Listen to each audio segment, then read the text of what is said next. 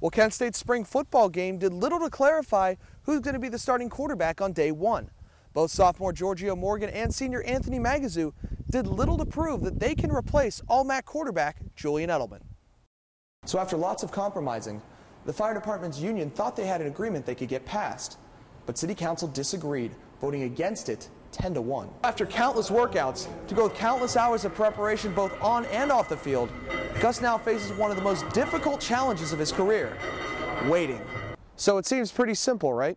Shovel your sidewalk or pay a fine. The problem is, the city of Kent can't even enforce its own ordinance. 256. That's how many players heard their names called at the 2009 NFL Draft. However, hundreds more have been training to get to this point. Former Golden Flash Augustus Parrish is one of those players. After 4 years on the Kent State offensive line, Parrish decided to take the next step. I had a chance to get an inside look at Parrish's journey to the NFL.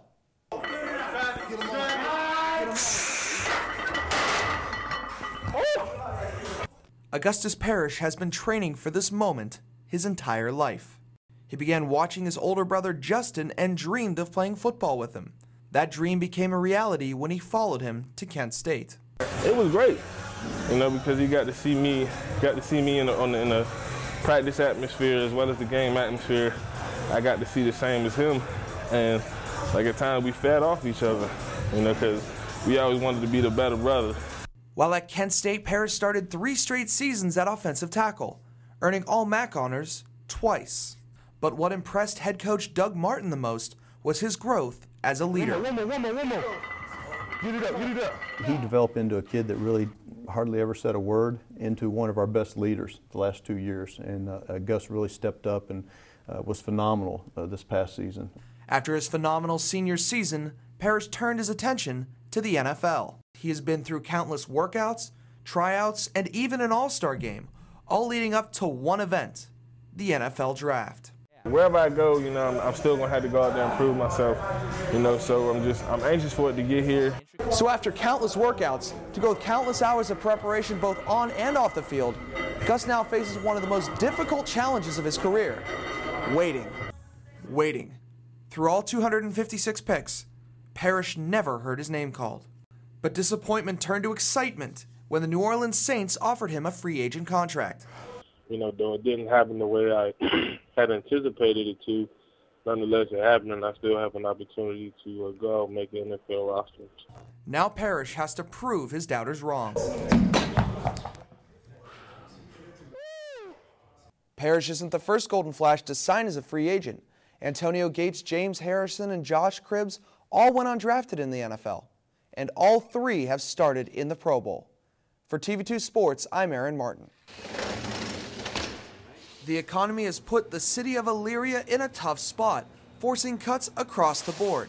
So it came as no surprise when 10 firefighters were laid off by the city in March.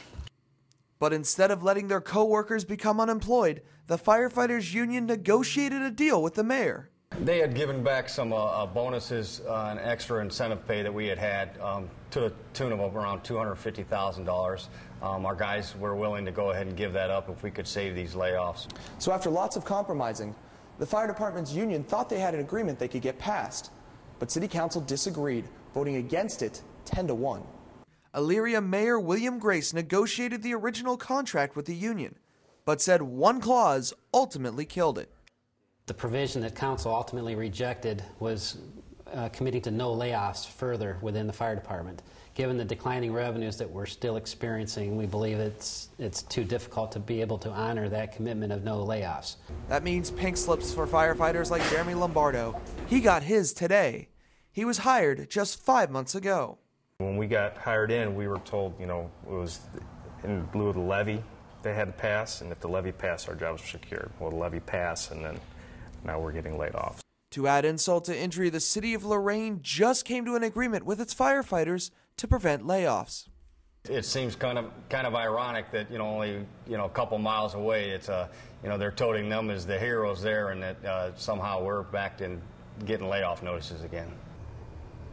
Well, Pirates center fielder Nate McLouth is an all-star after being selected by his peers to play in Tuesday's Midsummer Classic, but it's been quite a journey for Nate to get to this point. Last year, Nate McLouth was an unknown outfielder to casual Pirates fans coming off the bench for a 68-win team. What a difference a year can make. The hiring of manager John Russell gave McLouth a clean slate entering spring training. From there, McLouth won the starting center field job and a spot on the All-Star team. It's very satisfying, as I'm sure it was to him, to not, like you said, not even be guaranteed a position coming out of spring training, and then to find yourself on the All-Star team is pretty neat. McLouth has made the most of his starting opportunity, tallying career highs in almost every major offensive category, including hits, RBIs, and home runs.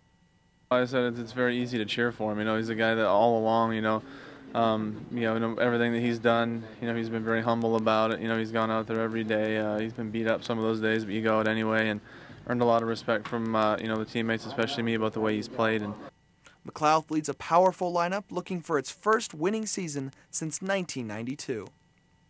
As amazing as Nate McLouth's story is, it's far from original.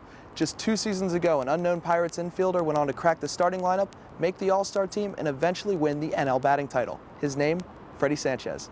Reporting from PNC Park, Aaron Martin, Channel 4 Action News.